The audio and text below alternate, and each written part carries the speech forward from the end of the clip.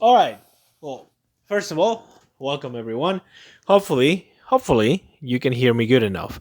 I am trying these new headphones. Those are my son's headphones, and I really don't know what kind of microphone these headphones have. I've been told not to record on headphones because the sound quality is not the best. It's not the greatest. But anyway, so welcome everybody. Today at the episode, I'm recording a little bit late, but I am doing it because that was one of the commitments to do it once a day, every day, and see what happens. I'm kind of curious right now what the sound sounds like. So if you can give me some feedback of the sound, is it clear enough? It's not what you think. This morning I woke up kind of early because my son had a soccer game, and I really enjoy him. I really enjoy watching him play. And I don't know for the people that I mean, I grew up in Barcelona, Spain, and as a little kid, one of my dreams and goals was to be a soccer player. I practiced and I actually had the skill. I had the gift. And but it just never happened. And one of the main reasons why is because my mother never really. Oh, how can I say this without criticizing anybody? But let's just put it this way. I've learned from my parents how not to be with my. I learned through through their lack of parenting. I learned to be a better dad these days, if that makes any sense. So my mother really struggled providing time, attention. She was always working. That was her whole life. As a single mother, my father, I only met her twice in my life.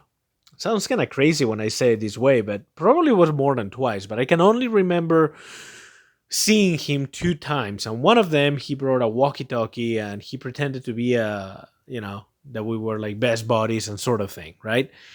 Now I kind of realize, well, probably things were not the way that I thought they were.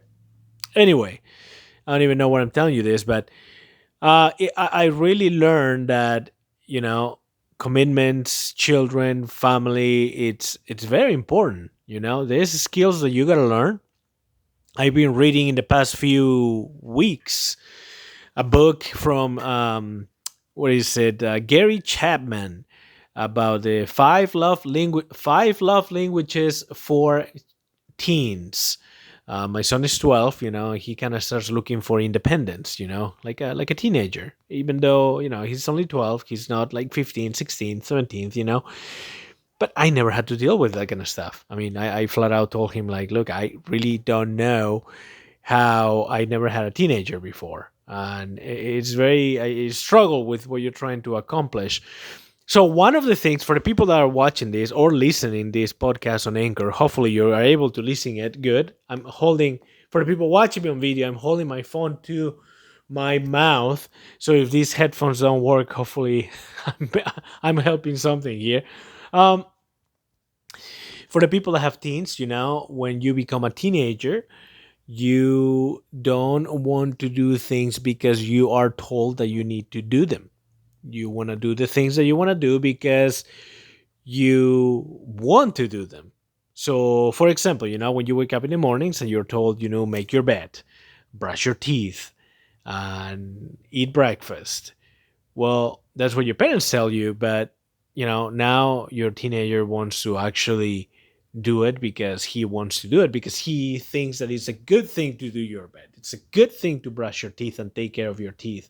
It's a good thing to do the things that you do because you want to be a better person. You want to grow up and be healthy and so on. So in the book of Gary Chapman, he talks about how instead of trying to understand yourself and what you want, the expectations that you want your kids to meet. Sorry, I always receive phone calls in the worst times. Like, see, I'm getting a phone call right now. Let me hang up this. And so, like I was saying, instead of what was I talking about now? So instead of trying to make your kids fit this model of perfect children that you have in your mind, you're gonna have to let them figure things out on their own. And reading in general has completely changed my life. Like I mentioned before at the beginning of this podcast, I never really had parents. I mean, I had parents, biological parents, but they were never really parents that, they wanted to spend time with me. They would do things, acts of service for me, that they would take care of me. They would, they would worry about not only my physical needs, but, my mental and spiritual needs, So I had to really work on myself first of all by reading good books, books, self-development books, business books, marketing books, sales books.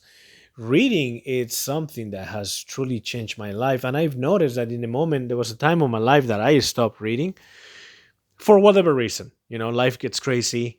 If you have kids, you know exactly what I'm talking about. But if you don't have, even if you don't have kids, life just gets crazy. You gotta work to eat, and you have goals, you have ambitions, you have things that you want to accomplish. Then of course you have the holidays, and you have your friends, you have external influences and that kind of stuff. You have parents that when you do one thing, but you want to do something else. So when I realized, well, I want to be the best I can possibly be, not only for me, but for my family and for my friends. And hopefully you have enough resources, and you can be in a position financially that you can also help people out. So you don't have to be only in a selfish, so you don't have to look at life in a selfish perspective, if that makes any sense. So anyway, so going back again to parenting and taking care of your family. Yeah, so for me, I books have completely changed my life. Every time I have a problem, I go online, and somebody already had that problem. Somebody already struggled with the same situation that I'm struggling with. What did they do? How did they approach the problem? In this case, parenting books. I read a long time ago that I think Brian Tracy said, the king of self development. He mentioned, when was the last time that you've read a book about raising your kids? I mean, if you have any kids, have you ever touched a book about raising your kids? And if you haven't, like, how are you trying to figure this out on your own? It's almost impossible. Kids don't come with an instruction manual that tells you, hey, this is how you're supposed to raise them. This is what they like. This is what they don't like. This is what their skills and their gifts, and this is their weak points and the things that they need to improve. No, nobody comes with an instruction manual. And he doesn't go with the instruction manual saying how. He hasn't go. Children don't come with a book that says how to be a good dad or how to be a good mom, etc. So I think it's very interesting that we all at some point try to figure things out on our own, especially men. I think that, like, men, I don't know, selfish, pride, whatever you want to call it, has a lot of influence in the decisions that we make.